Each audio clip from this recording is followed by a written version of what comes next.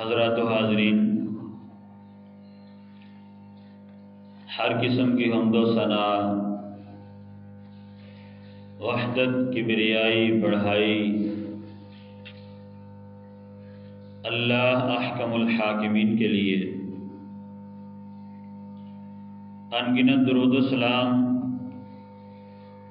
امام النبیین، خاتم المرسلین، سید الاولین والآخرین، حبیب کبریا محمد رسول اللہ صلی اللہ علیہ وسلم کے۔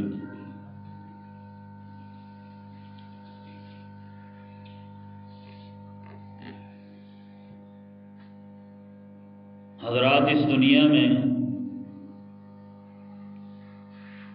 انسان کو اللہ نے عزتوں اور رفتوں سے نوازا ہے۔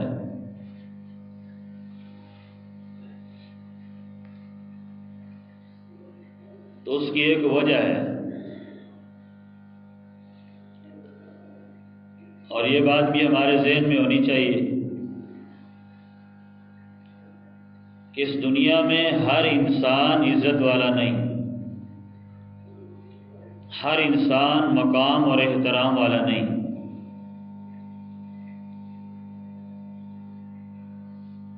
اللہ نے اپنے خاص بندوں کو خاص عزتوں سے نوازا ہوا ہے۔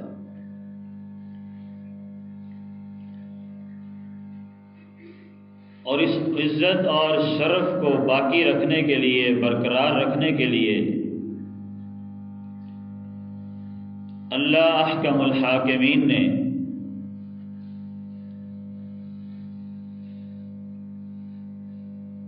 اپنی کتاب نازل فرمائی، اور کتاب نازل کرنے کے بعد اس کتاب کو پوری کائنات کے لیے ہدایت کا ذریعہ بھی بنایا اور رحمت کا ذریعہ بھی بنایا۔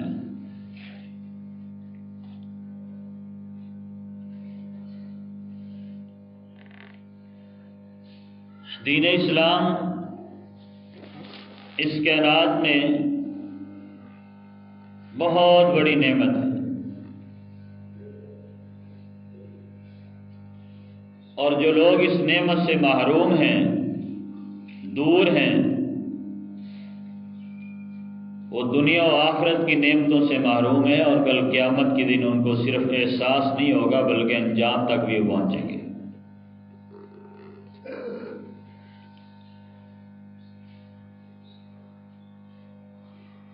یہ جو دین اسلام ہے، اس پر عمل کرنے کے لیے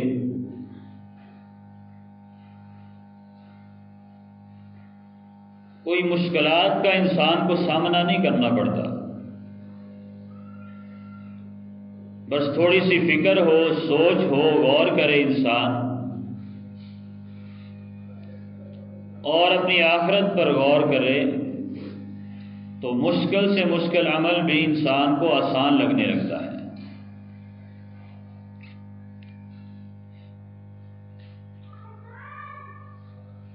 اور انسان کی پوری زندگی اعمال پر منحصر ہے۔ کوئی عمل کرنے والا برا عمل کرتا ہے، کوئی عمل کرنے والا نیک اور صالح عمل کرتا ہے۔ عمل تو دونوں کر رہے ہیں۔ دنیا میں جو برا عمل کرے گا اسے برے بھی برا کہتے ہیں، نیک بھی برا کہتے ہیں۔ کیوں وہ برا ہے؟ اور اس کا انجام بھی برا ہے۔ اور جو نیک عمل ہے، صالح عمل ہے، اس کو برے بھی اچھا کہتے ہیں، اچھے بھی اچھا کہتے ہیں، اور اس کا انجام بھی اچھا ہے، اس کا فائدہ دنیا میں بھی ہے اور آخرت میں بھی ہے۔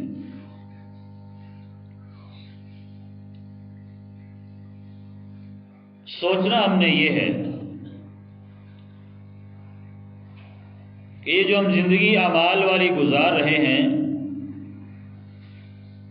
یہ جو ہمارے اعمال ہیں، مثال کے طور پر نماز ہے، دعا ہے، وضو ہے، روزہ ہے، صدقہ و خیرات ہیں، اٹھنا بیٹھنا ہے، دعا سلام ہے، گھر کے معاملات ہیں، یہ سارے کے سارے اعمال ہیں۔ کیا یہ ہمارے اعمال عین سنت کے مطابق ہیں جو اللہ نے بنائے ہیں، یا ہماری اپنی مرضی کے مطابق ہیں؟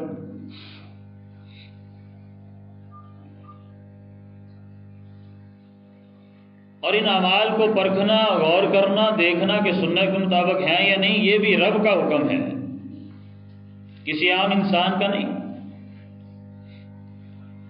سورۃ الاعراف میں رسول مکرم صلی اللہ علیہ وسلم کو اللہ نے مخاطب کر کے فرمایا کہ آپ اپنی امت سے کہیں، امت نے کیا کرنا ہے؟ اتبعوا ما انزل الیکم من ربکم، کہ تم سارے کے سارے اس چیز کی اتباع کرو، فرما برداری کرو، پیروی کرو جو تمہارے رب کی طرف سے نازل ہوئی ہے۔ وَلَا تَتَّبِعُوا مِن دُونِهِ أَوْلِيَاءَ، اللہ سے ہٹ کر کوئی نیک ہے، کوئی بد ہے، کوئی برا ہے، کوئی اچھا ہے، کوئی بڑا ہے، کوئی چھوٹا ہے۔ وَلَا تَتَّبِعُوا، تم نے کسی دوسرے کی اتباع اور فرما برداری نہیں کرنی۔ قَلِيلًا مَا تَذَكَّرُونَ، ساتھ ہی اللہ فرماتے ہیں کہ یہ میری جو بات ہے، یہ جو میرا حکم ہے، اس پہ غور اور فکر بہت کم لوگ کرتے ہیں، اور کرتے وہی ہیں جو اللہ والے ہوتے ہیں۔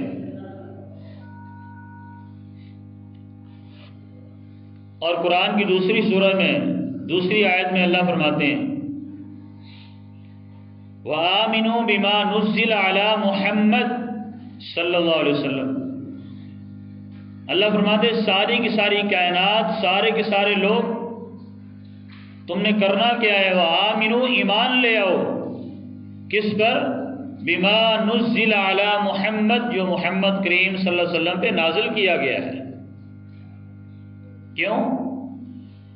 وَهُوَ الْحَقُّ مِن رَبِّهِمْ، اللہ فرماتے ہیں جو محمد کریم صلی اللہ علیہ وسلم پہ ہم نے نازل کیا وہ تمہارے رب کی طرف سے حق اور سچ ہے، اس پر ماننا، اس پر عمل کرنا تم پر فرض ہے۔ امانت دار تب بنو گے، ایمان والے تب بنو گے، مومن تب بنو گے، متقی پرہیزگار تب بنو گے کب؟ آمنوا بما نزل علی محمد، ان ساری کے ساری اشیاء پر، سارے کے سارے احکامات پر، سارے کے سارے امور پر جو محمد کریم صلی اللہ علیہ وسلم پہ نازل ہوئے ہیں، من وان، اسی طرح ایمان لاؤ، قبول کرو جس طرح نازل کیے گئے۔ قرآن کے دوسرے مقام پہ اللہ فرماتے ہیں، تیسرے مقام پہ وَقُلِ الْحَقُّ مِن رَبِّكُمْ، اے محمد کریم صلی اللہ علیہ وسلم آپ اپنی امت میں اعلان کر دیں، ان کو بتلا دیں، کہہ دیں، کیا کہنا ہے؟ الحق من ربکم، حق صرف تمہارے رب کی طرف سے آتا ہے، حق صرف تمہارے رب کی طرف سے آتا ہے۔ فمن شاء فلیؤمن، جو چاہتا ہے اس پہ ایمان لے آئے، ومن شاء فلیکفر، جو چاہتا ہے اس سے کفر کر دے، وما للظالمین، اور یاد رکھو ظالموں کے لیے کوئی نجات کو نہیں، کوئی چھٹکارا نہیں ہے۔ یعنی رب کی طرف سے آنے والے حق کو جو قبول کر لیتا ہے، ایمان لے آتا ہے، مسلمان بن جاتا ہے، مومن بن جاتا ہے، وہ تو کامیاب ہے، اس کی تو کامیابی کا اعلان کر دیا ہے۔ اور جو اس کا انکار کرے گا، اپنی مرضی سے انکار کر سکتا ہے، جبراً کسی کو کلمہ نہیں پڑھایا جائے گا، جبراً کسی سے عمل نہیں کرایا جائے گا، لیکن اس کا نقصان یہ ہوگا کہ اللہ ظالموں میں داخل کر کے اسے کل قیامت کے دن سزا دے گا، اور اس کی سزا اللہ دنیا میں بھی دے سکتا ہے۔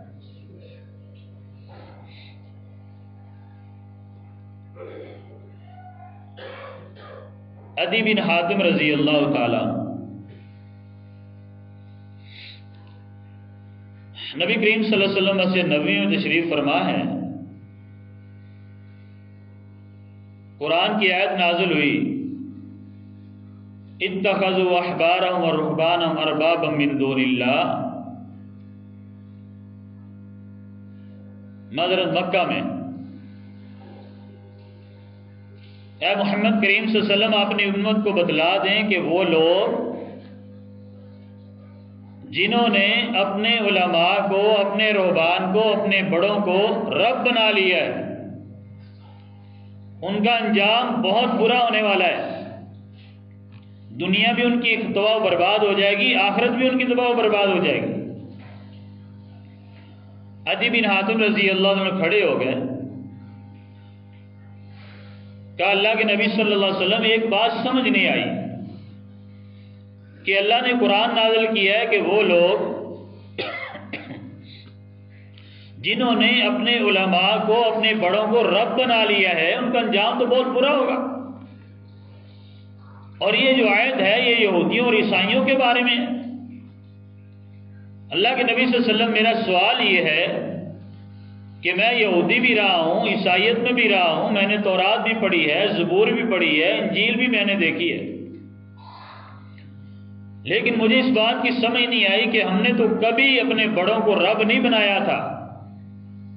رہبان کو، اپنے مسیحیوں کو، جن کے ساتھ مل کر ہم تورات پہ عمل کرتے تھے، انجیل پہ عمل کرتے تھے، زبور پہ عمل کرتے تھے، اپنے علماء کو کبھی ہم نے رب نہیں بنایا تھا. لیکن اللہ کہہ رہا ہے کہ تم نے ان کو رب بنا لیا تھا. اب اللہ کی بات بھی سچی ہے، قرآن بھی سچا ہے، لیکن ہم نے کیا نہیں تھا. بات سمجھ نہیں آ رہی، ہمیں سمجھا دیں. تو رسول مکرم صلی اللہ علیہ وسلم نے فرمایا، اے عدی مجھے بتلا، کیا تم اپنے علماء کی بات مان کر رب کی کتاب کو چھوڑ دیا کرتے تھے؟ ایک طرف تمہارے رب کی تورات ہوتی تھی، انجیل ہوتی تھی، زبور ہوتی تھی، ایک طرف تمہارے علماء ہوتے تھے، بڑے ہوتے تھے. کیا تم اللہ کی کتاب کو چھوڑ کر اپنے بڑوں کی باتوں پہ عمل کیا کرتے تھے؟ عدی فرماتے ہیں ہاں اللہ کے نبی صلی اللہ علیہ وسلم واقعتاً ہم ایسے کیا کرتے تھے. اللہ کی کتاب کو چھوڑ کر اپنے علماء کو، اپنے بڑوں کو مان لیا کرتے تھے، ان کی بات پہ عمل کر لیا کرتے تھے. فرمایا اللہ نے اسی بات کا تذکرہ کیا ہے کہ اللہ کی کتاب کو چھوڑ کر، اللہ کے حکم کو چھوڑ کر اپنے بڑوں کی مانو گے تو گویا تم نے ان کو رب بنا لیا ہے، رب کو گرا دیا ہے، رب کی حیثیت کو تم نے ختم کر دیا ہے. جس رب نے قرآن نازل کیا تھا تمہارے عمل کرنے کے لیے، تم نے قرآن کو تو چھوڑ دیا، اپنے بڑوں کو مان لیا، اپنے علماء کو مان لیا. اتخذوا احبارهم ورهبانهم اربابا من دون اللہ. اللہ فرماتے ہیں جو اپنے بڑوں کو مانتا ہے، میری کتاب کو نہیں مانتا، مجھے نہیں مانتا، وہ میرے مقابلے میں اپنے بڑوں کو رب بنا لیتا ہے.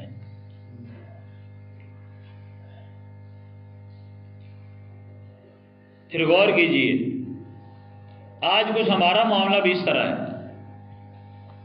ہم چند ان چیزوں پر ایمان لاتے ہیں، چند ان چیزوں کو مانتے ہیں جو ہمارے دل کو لگتے ہیں، یا ہمارا معاشرہ جو اجازت دیتا ہے، یا ہمارے بڑے اجازت دیتے ہیں. ہم کہتے ہیں ہمارے بڑے کو غلط تھے.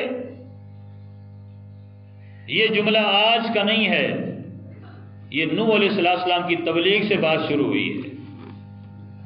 آدم علیہ السلام کے بعد نوح علیہ السلام پہلے نبی تھے. یہ اس وقت سے بات شروع، ہمارے بڑے کو غلط تھے، ہمارے بڑوں نے کوئی غلط کیا.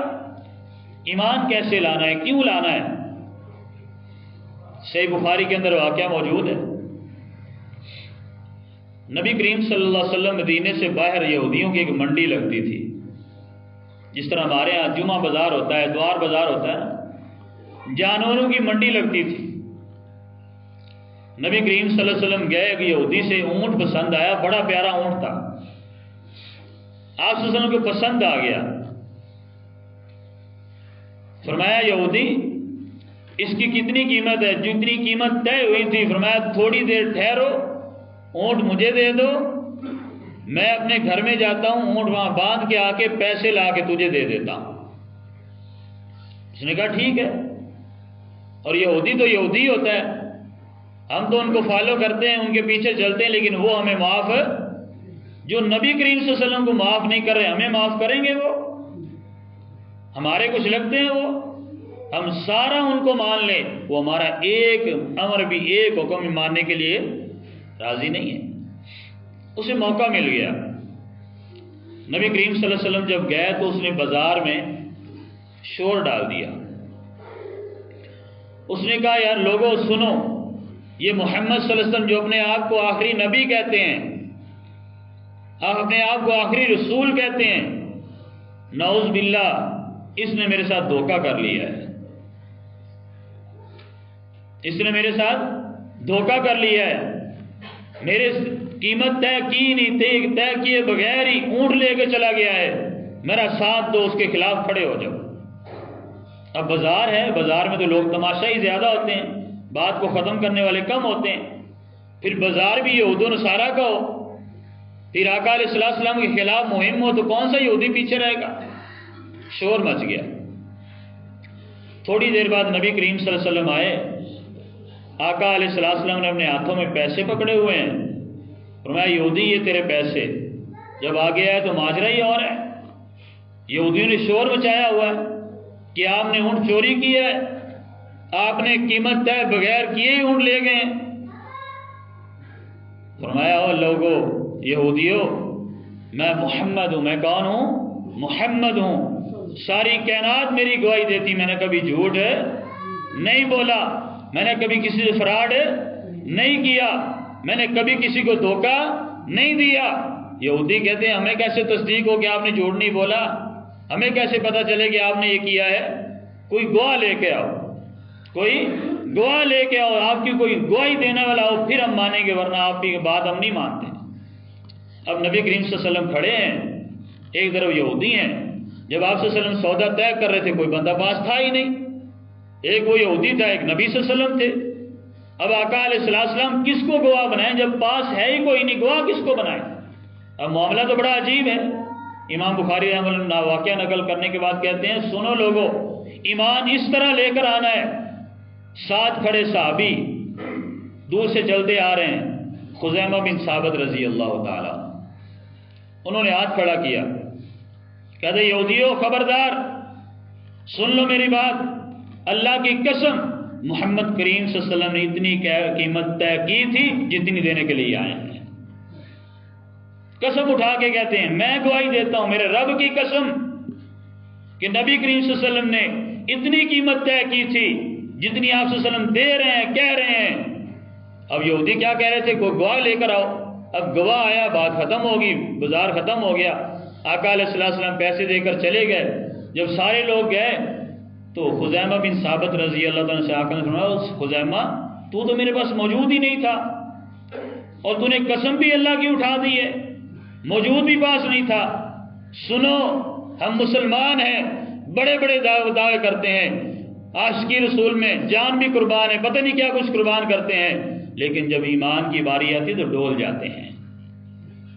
خزیمہ کہتے ہیں اللہ کی قسم نبی کریم صلی اللہ علیہ وسلم، ہم نے آپ کو نبی مانا ہے، ہم پاس نہ ہوں اس سے کوئی تعلق نہیں ہے، میرے رب کی قسم آپ کبھی جھوٹ بول ہی نہیں سکتے ہیں۔ میرا ایمان تھا، ہم نے کلمہ پڑھا اس لیے ہے کہ آپ کا چہرہ جھوٹ بولنے والا نہیں ہے، آپ غلط بیانی کرنے والے نہیں ہیں۔ میرا ایمان تھا، بے شک میں موجود نہیں تھا، میرا ایمان تھا کہ جس طرح میرے نبی فرما رہے ہیں بالکل اسی طرح ہے، اس لیے میں نے اللہ کی قسم اٹھا کے گواہی دے دی آپ کی۔ اللہ نے وحی نازل کر دی، فرمایا محمد صلی اللہ علیہ وسلم اپنے اس صحابی کا مقام بیان کرو صحابہ میں، کل کسی بھی جگہ پر گواہی کی ضرورت ہوئی تو خزامہ اکیلا گواہی دے گا، اللہ دو قبول کر لے گا اس کی گواہی، اللہ دو کی جگہ اس کی گواہی قبول کرے گا۔ کیوں؟ اس کا ایمان اتنا پکا ہے، اسے یقین ہے کہ میرے نبی جو بھی بولتے ہیں حق بولتے ہیں، جو بھی بولتے ہیں سچ بولتے ہیں، نبی صلی اللہ علیہ وسلم کبھی جھوٹ ہے؟ اور جو نبی صلی اللہ علیہ وسلم دین دے کے گئے اس میں نعوذ باللہ جھوٹ ہے، اس میں عمل کرنا مشکل ہے، اس عمل کی تصدیق کرنا مشکل ہے ہمارے معاشرے میں۔ اللہ اکبر۔ نبی کریم صلی اللہ علیہ وسلم کی اطاعت کیسے کرنی ہے، فرمانبرداری کیسے کرنی ہے؟ اللہ کی قسم کوئی مشکل نہیں ہے، دنیا جہاں مرضی پہنچ جائے، چاند سے بھی آگے چلی جائے، دین اسلام پر عمل کرنا ایک ذرہ برابر بھی مشکل نہیں ہے، شرط یہ کہ بندہ مومن بننا چاہے تو۔ جس نے عمل نہ کرنا اس پہ ہزار حجت ہوتی، بڑی دلیلیں ہوتی ہیں، جس نے عمل کرنا ہو نا وہ تلوار کے نیزے کے سامنے کھڑا ہو کے بھی عمل کر لیتا ہے، اور دنیا کے ہر معاملے میں عمل کر لیتا ہے۔ صحابہ سے سیکھیے، عبداللہ ابن عمر رضی اللہ تعالیٰ عنہ مدینہ سے باہر نکلے، قافلہ لے کے جا رہے ہیں، قافلے کے امیر ہیں۔ ایک جگہ سے گزر رہے تھے، فرمایا لوگوں ٹھہر جاؤ، ٹھہر گئے، فرمایا تم یہاں ٹھہرو، انتظار کرو، میں آتا ہوں ابھی۔ تھوڑی دور گئے، وہاں جا کے بیٹھے، جس طرح بندہ قضائے حاجت کرتا ہے، پیشاب کرتا ہے، اس طرح بیٹھے، بیٹھ کے اٹھ کے واپس آ گئے۔ اب لوگوں نے بڑا تعجب کیا، یار یہ عجیب بندہ ہے۔ اور عبداللہ بن عمر بڑے شان جلیل القدر صحابی تھے، محدث تھے، مفسر تھے، اور صحابہ میں بڑا ان کا مقام تھا۔ لوگوں نے سوال کیا ہے عبداللہ بن عمر رضی اللہ تعالیٰ عنہ، ہم سفر کر رہے تھے، لمبا ہم نے سفر کرنا ہے، آپ نے ہمیں یہاں کھڑا کیا ہے، وہاں جا کے بیٹھے ہیں، بیٹھ کے اٹھ کے آ گئے، آپ نے تو کیا ہی کچھ نہیں، ہمارا وقت کیوں ضائع کیا؟ ان کو اپنے وقت کا بڑا احساس ہوتا تھا، ہمیں اپنے وقت کا احساس نہیں۔ ہم مسجد میں بیٹھے ہوں تو بڑے مشکل بیٹھتے ہیں، بازار میں بیٹھے ہوں تو ساری رات بیٹھے رہیں، پتہ ہی نہیں چلتا۔ ہمارے وقت کی دین میں کوئی اہمیت نہیں رہ گئی، دنیا میں ہمیں بڑی اہمیت ہے۔ لوگوں نے کہا عبداللہ بن عمر رضی اللہ عنہ آپ نے ایسا کیوں کیا؟ کیا وہاں جا کے بیٹھے ہیں، بیٹھ کے اٹھ کے آگے، آپ نے کیا بھی کچھ نہیں؟ تو سنیے، غور کیجئے، عبداللہ بن عمر رضی اللہ عنہ فرماتے ہیں لوگوں، جس طرح میں نے آج کیا نا تمہارے ساتھ، بالکل اسی طرح ایک دفعہ میں نبی کریم صلی اللہ علیہ وسلم کے ساتھ سفر کر رہا تھا۔ سفر کرتے کرتے آقا علیہ السلام اسی جگہ بیٹھے پہنچے تو نبی کریم صلی اللہ علیہ وسلم نے مجھے یہاں کھڑا کیا، میں نے سواری کو پکڑا، مجھے یہاں کھڑا کیا، آقا علیہ السلام وہاں جا کر جہاں میں بیٹھا ہوں وہاں بیٹھ کر آقا علیہ السلام نے قضائے حاجت کی۔ قضائے حاجت کرنے کے بعد واپس آئے، پیشاب کرنے کے بعد واپس آئے، پھر سفر شروع کیا۔ لوگوں نے پھر سوال کیا، اے عبداللہ بن عمر رضی اللہ تعالیٰ عنہ، آقا علیہ السلام نے تو قضائے حاجت کی تھی، پیشاب کیا تھا، ضرورت تھی، آپ نے تو کیا ہی کچھ نہیں، آپ کر کے تو آتے، کچھ کیے بغیر ہی آ گئے ہیں۔ سنیں ان کا ایمان کیسا تھا۔ فرماتے لوگوں یاد رکھو، رب اکبر کی قسم ہے، میں پوری زندگی بے شک مجھے پیشاب آئے نہ آئے، میں یہاں سے جب بھی گزروں گا بیٹھے بغیر نہیں جاؤں گا۔ کیوں؟ میں نے اپنی آنکھوں سے آقا علیہ السلام کو بیٹھے ہوئے دیکھا ہے، میں نے اپنی آنکھوں سے بیٹھے ہوئے دیکھا ہے، میرا ایمان ہی برداشت نہیں کرتا کہ میں یہاں سے گزروں اور ایسے ہی گزر جاؤں جہاں میرے نبی بیٹھے تھے۔ میں پوری زندگی بیٹھے بغیر، بے شک مجھے پیشاب نہ آئے، قضائے حاجت نہ آئے، جب تک نہیں بیٹھوں گا اپنے نبی کی دیکھی ہوئی جگہ کو گزروں گا۔ حالانکہ بیٹھنا وہاں ضروری نہیں تھا، فرض نہیں تھا، ضرورت نہیں تھی، کیوں بیٹھے؟ من اطاع محمدًا فقد اطاع اللہ، صحیح بخاری مسلم کی حدیث ہے۔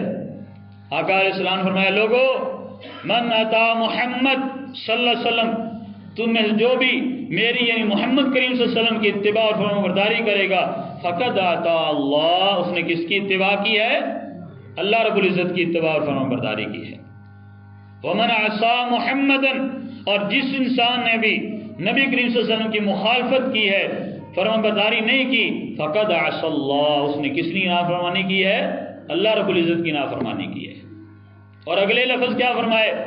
محمد فرق بین الناس، او کائنات والو، محمد صلی اللہ علیہ وسلم کا نام ہی پوری کائنات میں فرق ہے، پوری کائنات کو چھوڑا جا سکتا ہے، نبی صلی اللہ علیہ وسلم کے چھوڑا نہیں چھوڑا جا سکتا، آپ کے نام کو نہیں چھوڑا جا سکتا۔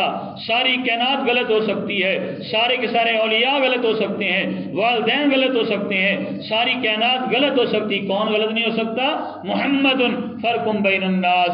جب آقا علیہ السلام کا نام آ جائے، حکم آ جائے، عمل آ جائے، امر آ جائے، پھر اپنی گردن کو جھکانا پڑے گا، وہ عمل ماننا اور قبول کرنا پڑے گا۔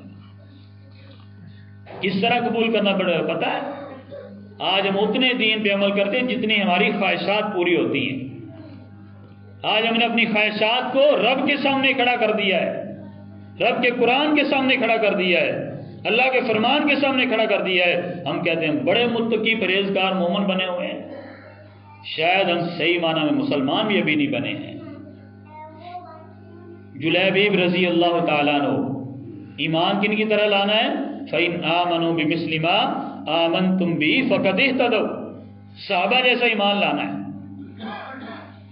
جلیبیب رضی اللہ تعالیٰ عنہ ایک صحابی تھے اور ان کا کالا سا رنگ تھا، ان کے چہرے پہ نشان لگے ہوئے تھے۔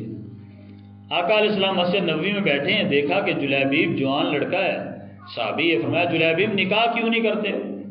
شادی کیوں نہیں کرتے ہو؟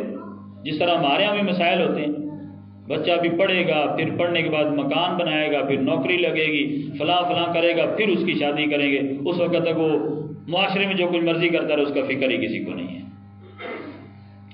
کہا اللہ کے نبی صلی اللہ علیہ وسلم مجھے رشتہ ہی کوئی نہیں دیتا مدینے میں، جس کے پاس جاتا ہوں تیرا رنگ ہی کالا ہے، جس طرح ہمارے معاشرے میں ہوتا ہے، تیرا رنگ ہی کالا ہے، اس کے چہرے پہ نشان ہے، رشتہ ہی کوئی نہیں دیتا۔ فرمایا جلیبیب فلاں انصاری صحابی کے گھر جاؤ، انہیں جا کے کہو، کیا کہو کہ مجھے محمد کریم صلی اللہ علیہ وسلم بھیجا ہے، اپنی بیٹی کا نکاح میرے ساتھ کر دو۔ جلیبیب خوش ہیں، آقا علیہ السلام کے حکم پہ گئے، صحابی کے گھر کی دستک دی، دروازہ کھٹکھٹایا، صحابی نکلے، ہاں بھی جلیبیب کیسے آئے ہو؟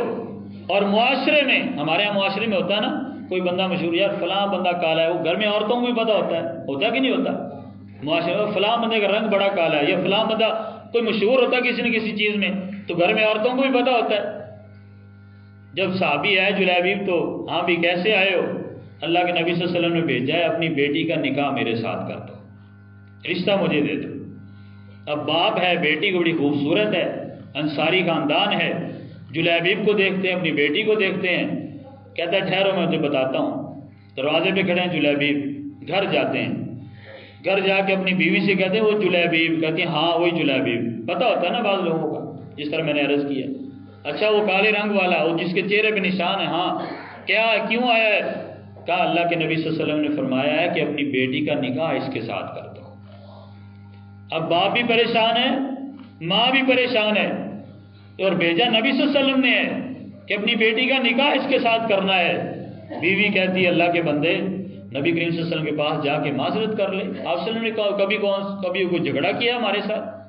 آپ سے ضد تو نہیں کرتے، مان جائیں گے بات، ہمارا دل نہیں مانتا۔ یہ باتیں خاوند اور بیوی آپس میں کر رہے ہیں، کیا کر رہے ہیں؟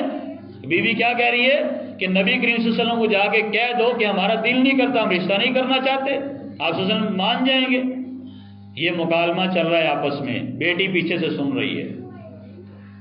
جب بیٹی نے سنا، غور کیا کہ میری ماں اور میرا باپ جنت کا دروازہ ہے، ماں جنت ہے، دونوں آپس میں کیا کہہ رہی ہیں کہ اللہ کے نبی صلی اللہ علیہ وسلم کو جا کے کوئی بہانہ لگا دو، آپ صلی اللہ علیہ وسلم مان جائیں گے۔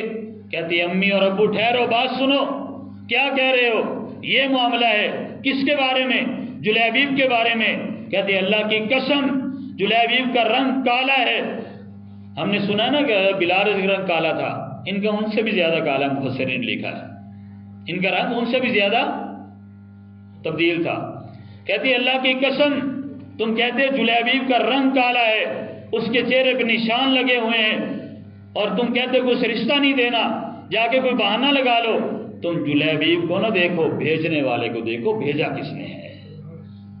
بات سمجھ آئی کہ نہیں آئی؟ بیٹی نے کیا کہا؟ تم آنے والے کو نہ دیکھو، آنے والے کے چہرے کو نہ دیکھو، آنے والے کے رنگ کو نہ دیکھو، دیکھو بھیجا کس نے ہے، محمد کریم صلی اللہ علیہ وسلم نے۔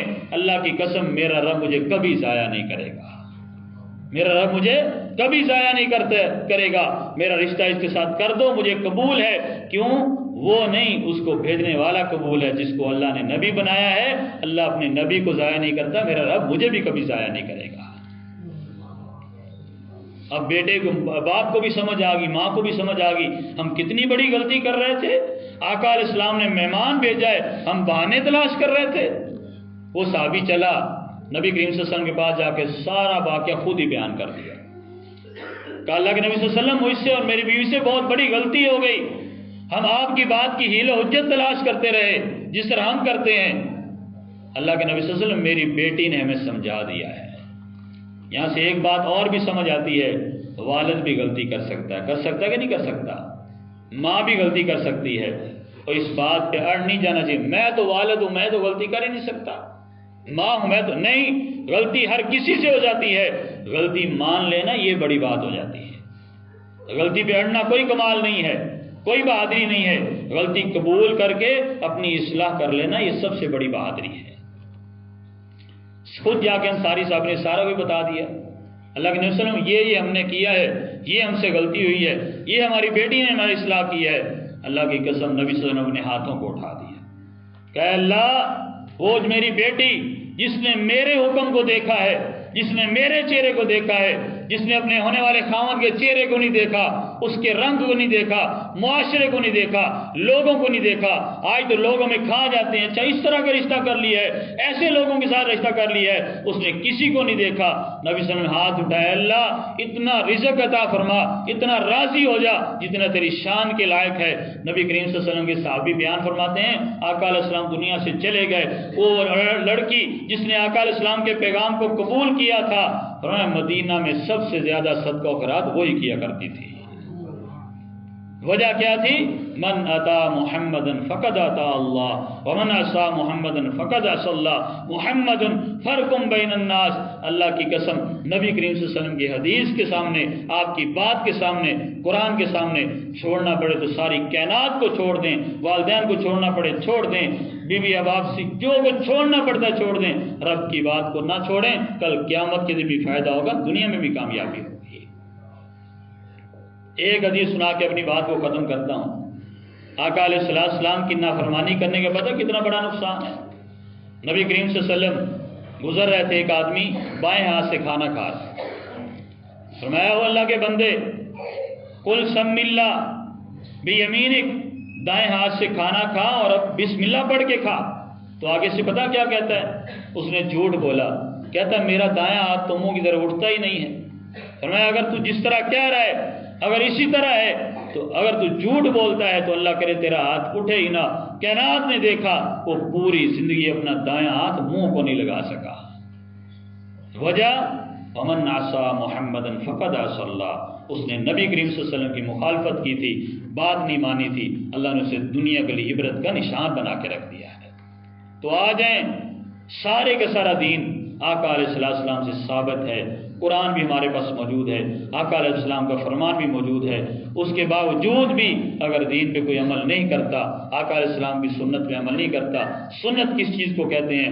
لقد کان لکم فی رسول اللہ اسوۃ حسنہ، اس کائنات کی ایک ایک چیز، وہ نماز ہو، وہ وضو ہو، وہ حج زکوٰۃ ہو، وہ رمضان کے روزے ہوں، نفلی ہو، لین دین ہو، تجارت ہو، کاروبار ہو، گھر کے معاملات ہوں، اولاد کے حقوق ہوں، بیوی خاوند کے حقوق ہوں، اس کائنات میں کوئی بھی چیز جس پہ آپ عمل کرنا چاہتے ہیں اس کا تعلق دین کے ساتھ ہے، وہ آقا علیہ السلام کی سنت سے ثابت ہے، اور سنت کے مطابق عمل کرنا اسی میں کامیابی ہے، اور سنت کو چھوڑ کر اس کی مخالفت کرنا دنیا میں بھی ناکامی ہے، موت بھی بری ہے، قبر بھی بری ہے، اور کل قیامت کے دن انجام بھی برا ہے، اور کل قیامت کے دن نجات دلانے والا بھی کوئی نہیں ہوگا، شفاعت کرنے والا بھی کوئی نہیں ہوگا۔ شفاعت بھی اس کی ہوگی جو نبی کریم صلی اللہ علیہ وسلم کی دنیا میں اتباع اور فرما برداری کر کے جائے گا۔ اللہ سے دعا اللہ عمل کی توفیق عطا فرمائے۔